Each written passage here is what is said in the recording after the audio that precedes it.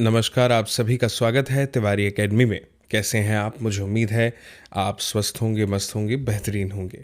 आज हम हिंदी व्याकरण की जो ये श्रृंखला हमने शुरू की है अपने चैनल तिवारी एकेडमी में, इसमें हमने 11वें वीडियो की चर्चा करनी है। ये 11वां वीडियो 11वें अध्याय पर आधारित है, जिसका शीर्षक है क्रिया यानी वर्ब।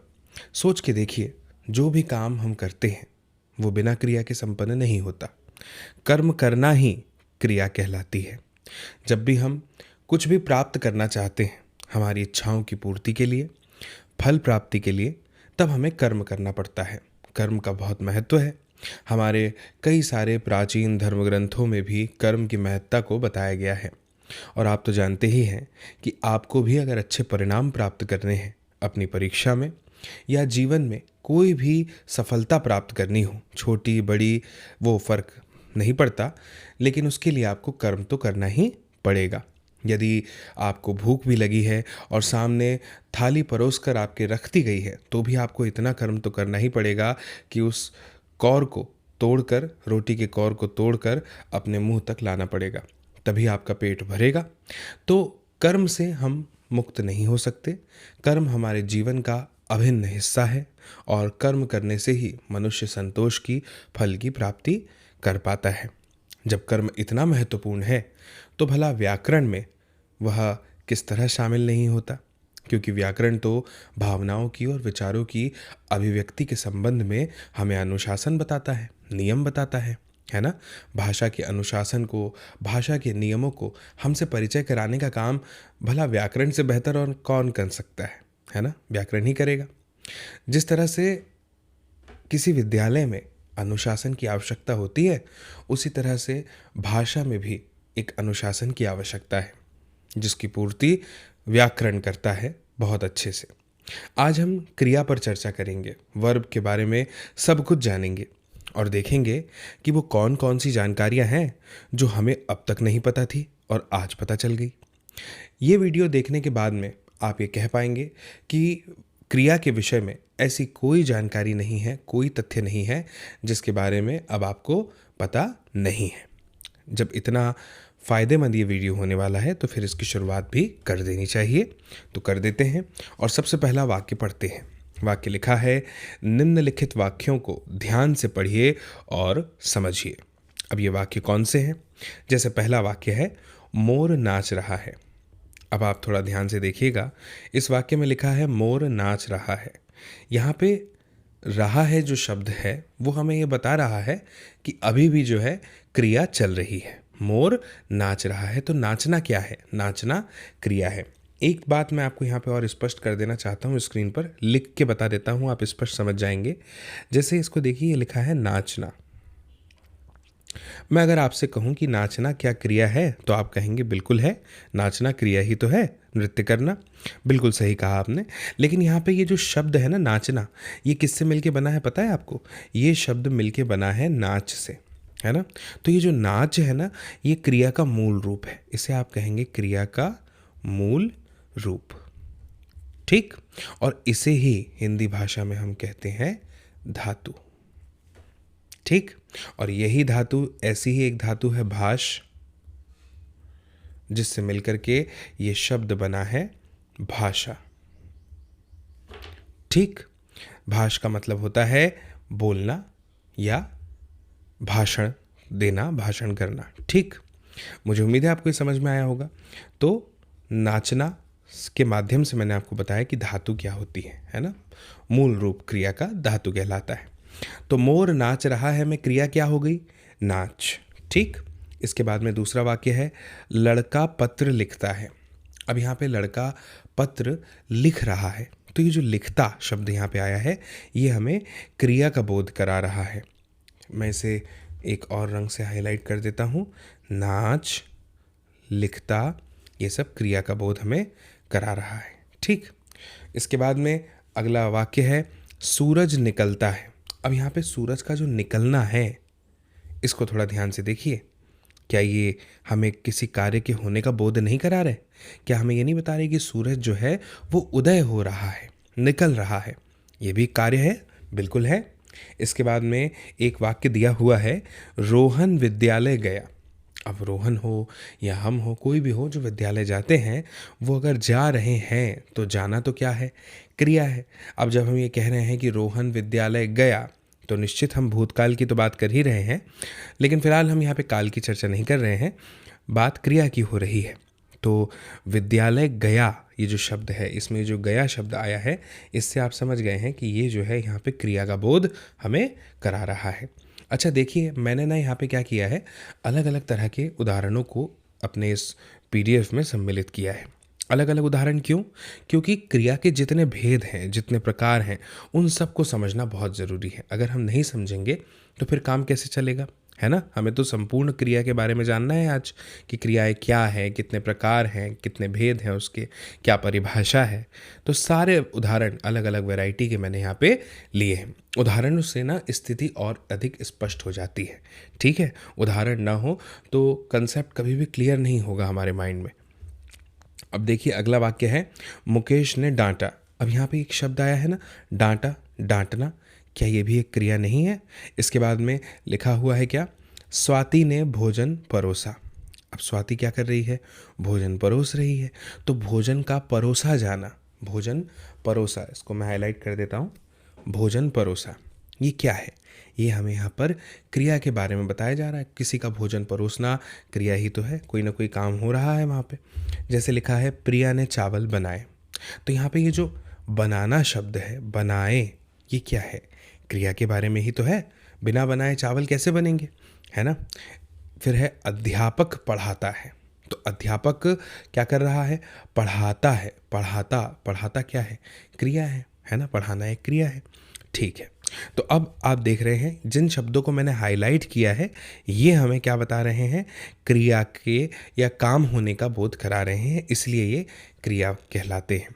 एक बार वाक्य के रूप में इसको पढ़ते हैं। नीचे क्या दिया है नोट्स में, इन वाक्यों में नाच रहा है, पत्र लिखना, निकलना, गया, भोजन परोसना, पढ़ाना, बनाना आदि शब्दों में कार्य के होने का बोध होता है कि यहाँ पे कुछ न कुछ कार्य हो रहा है। ऐसे शब्द क्रिया कहलाते हैं। यानी क्रिया और कुछ भी नहीं है, वो शब्द हैं भाषा के अंतर्गत, व्याकरण के अंतर्गत, जो हमें इस बात का बोध कराते हैं, इस बात का एहसास कराते हैं कि यहाँ पे कुछ न कुछ काम हो रहा है, काम होने की बात की गई है, की जा रही है। तो हम समझ जाएंगे कि ये क्रिया है। अब कोई आपसे पूछे कि ठीक है, आपने समझा तो दिया कि क्रिया क्या है, आपने इसके अलग अलग उदाहरण भी बता दिए, ज़रा आप झटपट ये भी बता दीजिए कि क्रिया की अगर परिभाषा लिखनी हो तो भला कैसे लिखेंगे। तो आपको चिंता करने की आवश्यकता नहीं है। अभी अपनी स्क्रीन पर जो आपको परिभाषा दिख रही है, बस वही परिभाषा को आपको ध्यान में रखना है।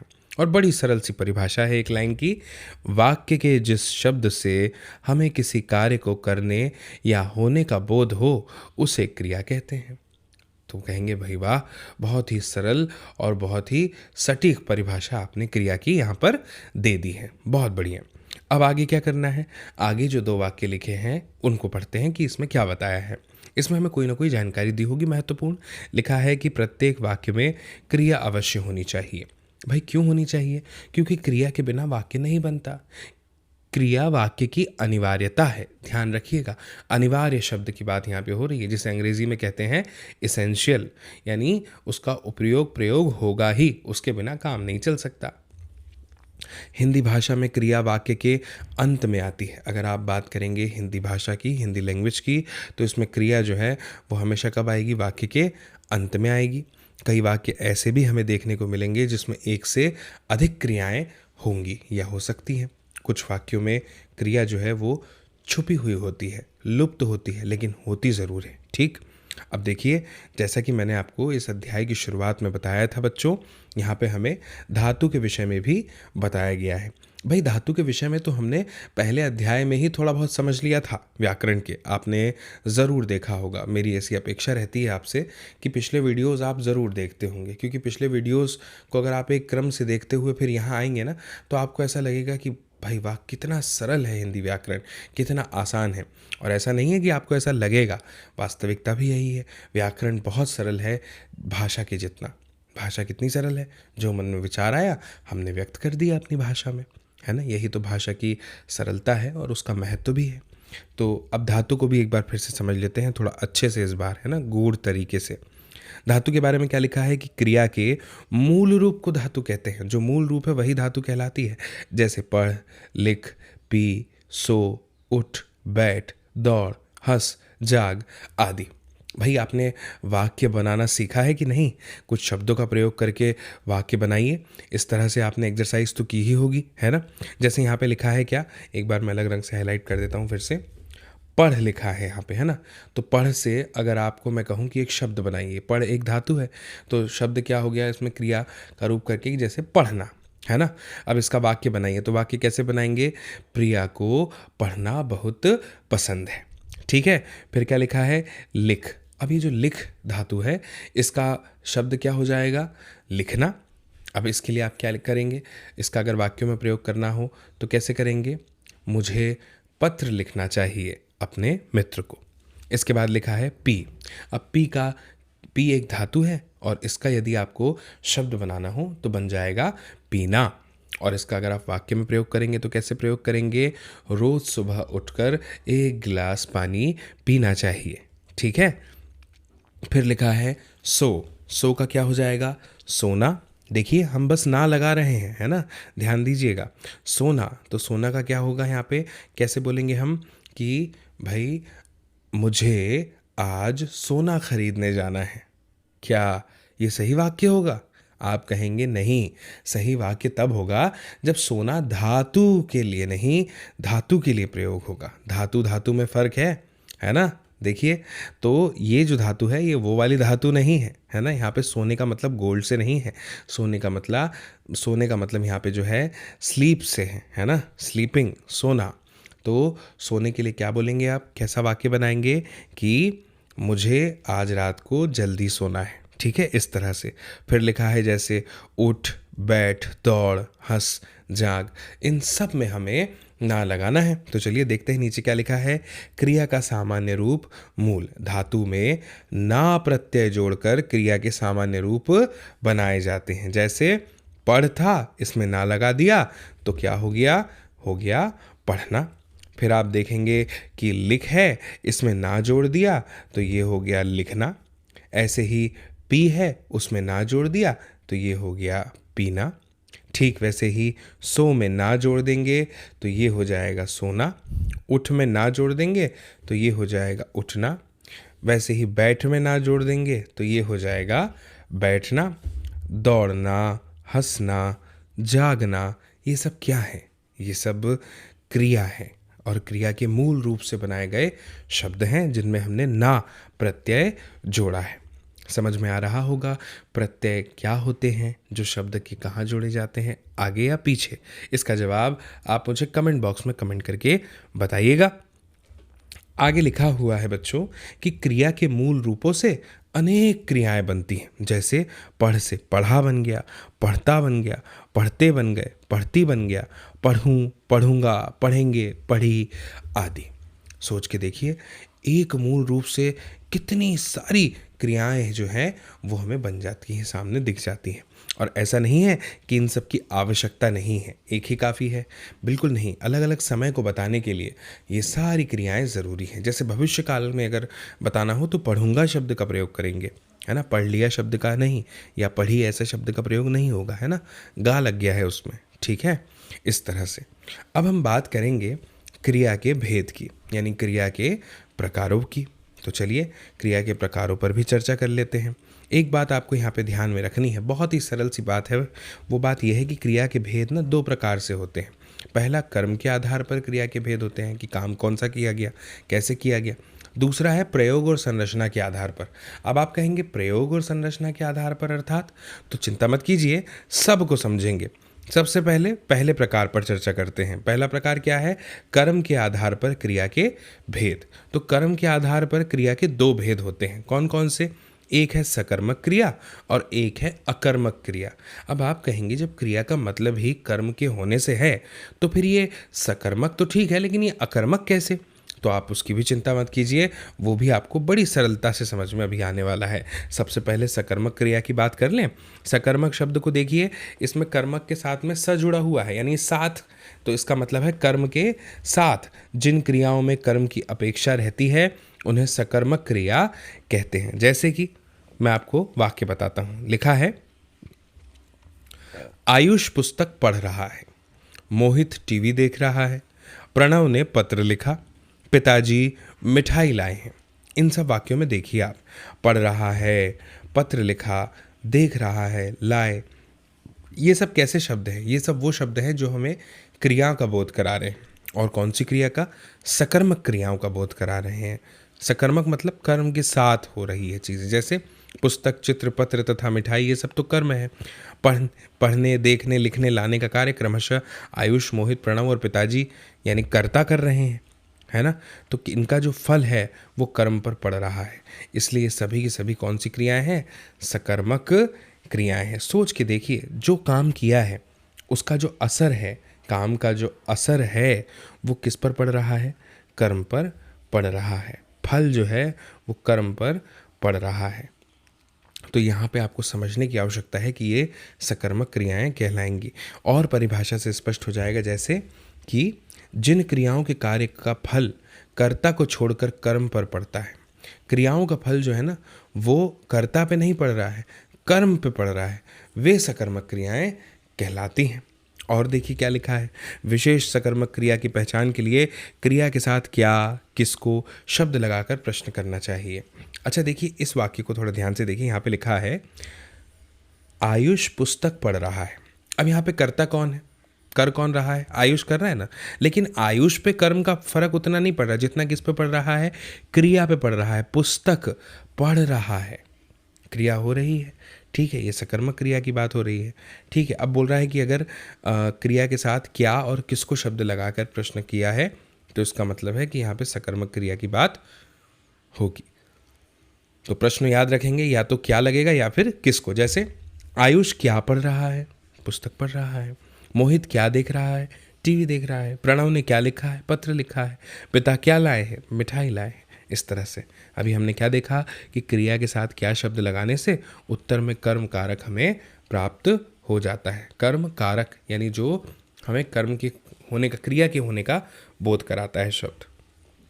अब समझिए, सकर्मक क्रियाओं में कभी कभी एक कर्म रहता है और कभी दो कर्म। अतः सकर्मक क्रियाएं दो प्रकार की होती है, एक तो एक कर्मक और एक द्विकर्मक। जिनमें एक कर्म का बोध हो एक कर्मक, जिनमें दो का हो वो द्विकर्मक। और अच्छे से समझते हैं, देखिए, एक कर्मक क्रिया मतलब जिन क्रियाओं का एक कर्म होता है वे क्रियाएं एक कर्मक क्रियाएं कहलाती हैं। जैसे माता खाना खिलाती है, माली पानी देता है, अध्यापिका पुस्तक पढ़ाती है। आप देख रहे हैं यहाँ पे एक ही कर्म की बात हो रही है, एक ही क्रिया का बोध हो रहा है। लेकिन वहीं नीचे देखिए, द्विकर्मक क्रिया में जिन क्रियाओं के दो कर्म होते हैं वे क्रियाएं द्विकर्मक क्रियाएं कहलाती हैं। जैसे माता बच्चे को खाना खिलाती है, माली पौधों को पानी देता है। अब आप कहेंगे माली पानी देता है, हमने ऊपर देखा एक कर्मक में, फिर वही वाक्य, लेकिन यहाँ देखिए पौधे लिखा हुआ है ना। अध्यापिका विद्यार्थी को पुस्तक पढ़ाती है, माता बच्चे को दूध पिलाती है। इन वाक्यों में खिलाती, पढ़ाती, पानी देता, पिलाती क्रियाओं के दो दो कर्म है, बच्चे और खाना, माली और पानी, विद्यार्थी और पुस्तक, बच्चे और दूध। ये सब भी क्या है? कर्म ही तो है। प्रत्येक क्रिया के दो दो कर्म होने के कारण ये द्विकर्मक क्रियाएं कहलाती हैं। देखिए पुस्तक क्या है, ध्यान दीजिएगा, पुस्तक क्या है? अध्यापिका पुस्तक पढ़ाती है, कुछ नहीं है। पुस्तक, पुस्तक संज्ञा की बात हो गई है। पढ़ाना क्या है? क्रिया है। लेकिन अब आप यहाँ पे देखिए, माली पानी देता है, इसमें पानी दे रहा है वो, है ना। तो पानी तो दे रहा है, पानी क्या है? पानी कुछ भी नहीं है एक तरह से देखा जाए तो, ठीक है ना। देना क्रिया है, ठीक है, क्रिया की अपेक्षा बता रहा हूँ, क्रिया की तुलना में बता रहा हूँ। लेकिन जब ऐसा लिखा है कि माली पौधों को पानी देता है, तो पौधों तक जाना, पौधों की बात हो रही है, ये भी तो क्रिया के अंतर्गत ही आएगा। तो दो क्रियाएं हो गई यहाँ पे, तो ये द्विकर्मक क्रिया के अंतर्गत आएगी। अब सकर्मक को बहुत अच्छे समझने के बाद बात करते हैं अकर्मक क्रिया की। अकर्मक क्रिया मतलब जिन क्रियाओं का कर्म नहीं होता तथा क्रिया का फल कर्ता पर पड़ता है, वे क्रियाएं अकर्मक क्रियाएं कहलाती हैं। जिन क्रियाओं का कर्म नहीं होता, उसमें कर्म का लोप हो जाता है या होता ही नहीं, और क्रिया का फल जो है वो कर्ता पर पड़ जाता है, डायरेक्ट कर्ता पर पड़ेगा, वहाँ पे आप कहेंगे कि ये अकर्मक क्रिया है। जैसे रमेश सो रहा है, पिताजी सो रहे हैं, चिड़िया उड़ रही है, मोहन हंस रहा है। अब इन वाक्यों में ध्यान दीजिए, हाइलाइटेड शब्द हैं रमेश, पिताजी, चिड़िया, मोहन। ये सब कौन है? ये सब कर्ता हैं, कार्य करने वाले हैं। इनमें कोई भी कम नहीं है। क्रिया का फल सीधे कर्ता पर पड़ रहा है, इसलिए अकर्मक क्रिया है। हम कह सकते हैं कि जिन क्रियाओं के व्यापार का फल सीधा कर्ता पर पड़ता है वे अकर्मक क्रियाएं कहलाती हैं। बीच में कुछ नहीं आया, पौधे नहीं आए, है ना। विशेष बात यह है कि क्रिया एक विकारी शब्द है, क्योंकि उसके रूप में कर्ता या कर्म के अनुसार परिवर्तन होता है। कैसे शब्द हैं? विकारी शब्द हैं। क्यों है विकारी शब्द? क्योंकि उसके रूप में कर्ता या फिर कह लीजिए कर्म के अनुसार परिवर्तन होता है। जैसे लड़का खेल रहा है, लड़की खेल रही है, लड़के खेल रहे हैं, लड़कियां खेल रही हैं, लड़कों ने खेला, लड़कों से खेला गया। यहाँ पे आप क्या देख रहे हैं? कर्ता या कर्म के अनुसार यहाँ पे जो है परिवर्तन हो रहा है। किसमें? क्रिया में। रहा है, रही है, रहे हैं, है ना। तो ये सब क्यों हो रहा है? ये सब हो रहा है कर्ता और कर्म में, कर्म के अनुसार। इस वजह से आप इन्हें कह सकते हैं कि ये एक क्रिया एक विकारी शब्द है। ठीक। अब देखिए दूसरी बात क्या लिखी है, प्रयोग और संरचना के आधार पर क्रिया के भेद। अभी जो हमने भेद देखे ना, वो किस आधार पर थे? कर्म के आधार पर थे, कर्म के आधार पर। अब जो हम देखेंगे ना, वो किसके आधार पर है? वो है प्रयोग और संरचना के आधार पर। अब इसमें क्या देखेंगे हम कि प्रयोग और संरचना के आधार पर क्रिया के 6 भेद हैं। कितने भेद हैं? 6 भेद हैं। पहला है सामान्य क्रिया यानी सिंपल वर्ब, दूसरा है संयुक्त क्रिया यानी कंपाउंड वर्ब। इसके बाद बात करेंगे नाम धातु क्रिया यानी नॉमिनल वर्ब की। फिर बात होगी प्रेरणार्थक क्रिया की यानी कॉजेटिव वर्ब की। फिर होगा पूर्वकालिक क्रिया यानी परफेक्ट वर्ब। फिर है कृदंत क्रिया यानी सफिक्स वर्ब। चलिए शुरू करते हैं, देखते हैं। सबसे पहले देखते हैं सामान्य क्रिया यानी सिंपल वर्ब को। अब लिखा है किसी वाक्य में एक ही क्रिया हो तो उसे सामान्य क्रिया कहते हैं। एक क्रिया की बात हो रही तो सामान्य क्रिया, सिंपल वर्ब। जैसे नेहा सेब लाई, मोहन कार्यालय गया, राकेश मोहन ने कपड़े बांटे, ओम प्रकाश ने दुकान खरीदी। ठीक। तो ये सारे जो उदाहरण हैं ये सामान्य क्रिया के उदाहरण हैं। लेकिन वहीं पे संयुक्त क्रिया को देखिए कि ये किससे किस प्रकार भिन्न है। जैसे मैं यह पुस्तक पढ़ सकता हूँ, वह यह भार उठा सकता है। अब इसमें देखिए 2 और उससे अधिक क्रिया जो हैं वो एक ही कार्य का बोध करा रही हैं, तो इसे हम संयुक्त क्रिया कहेंगे। संयुक्त क्रियाओं में क्या होता है ना, एक मुख्य क्रिया होती है और दूसरी हो जाती है उसकी सहायक। आप मेरी बात समझ रहे हैं? एक क्या है? एक है मुख्य क्रिया और दूसरी है उसकी सहायक, जो उसकी सहायक बनती है, हेल्प करती है। हेल्पिंग वर्ब का आपने नाम सुना होगा। ठीक है। जैसे यहाँ पे लिखा है मैं यह पुस्तक पढ़ सकती हूँ, वह यह भार उठा सकता है। इन वाक्यों में 2 क्रियाएं हैं। जैसे मैं पढ़ना और सकना, ये 2 क्रियाएं हैं, पढ़ना सकना। ठीक। तथा वाक्य संख्या मैं उठाना और सकना, ये यहाँ पे 2 क्रियाएं हैं दोनों वाक्यों में। मुझे उम्मीद है आपको स्पष्ट समझ में आया होगा। एक चीज़ यहाँ पे और बताई है, समझने वाली बात है कि रंजक क्रिया क्या है। सोचिए, रंजक क्रिया मुख्य क्रिया का अंग बन जाती है, वह उसके प्रभाव को बढ़ा देती है। जैसे गीता ने गाजर खा लिए, अंशु कुर्सी पर बैठ गई, दरियागंज आ गया, रमेश लौट आया। इन वाक्यों में खा, आ, बैठ और लौट ये तो मुख्य क्रियाएं हैं। लेकिन खा ली, बैठ गई, आ गया, लौट आया, तो ये जो अंत में शब्द आ रहे हैं ना, ली, गया, गई, आया, उसके बारे में बताया है कि इन्हें आप रंजक क्रियाएं कहते हैं। वाक्य में गीता ने गाजर खा ली, उसने गाजर खाई और ली नहीं है।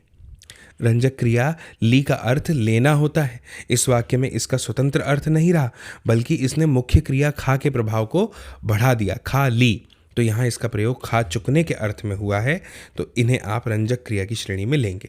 अन्य वाक्यों में प्रयोग की गई रंजक क्रियाएं भी मुख्य क्रिया के प्रभाव को इसी प्रकार बढ़ाती है। ठीक। अब है नाम धातु क्रिया। नाम धातु क्रिया मतलब क्या होता है, ध्यान से समझिएगा। कुछ क्रियाएं संज्ञा, सर्वनाम, विशेषण आदि से बनाई जाती हैं, है ना। संज्ञा क्या है, सर्वनाम क्या है, विशेषण, इससे तो हम परिचित हैं ही ना। जैसे हाथ से हथियाना, अपना से अपनाना। तो हाथ से क्या बन गया, हथियाना बन गया, अपना से क्या बन गया, अपनाना बन गया। तो इन्हें आप नाम धातु क्रिया कहेंगे, जो संज्ञा, सर्वनाम और विशेषण से बनाई गई है। ठीक। अब देखिए एक और लाइन लिखी है कि संज्ञा, सर्वनाम, विशेषण या अनुकरणवाची शब्दों से बनने वाली क्रियाओं को नामिक या नाम धातु क्रियाएं कहते हैं।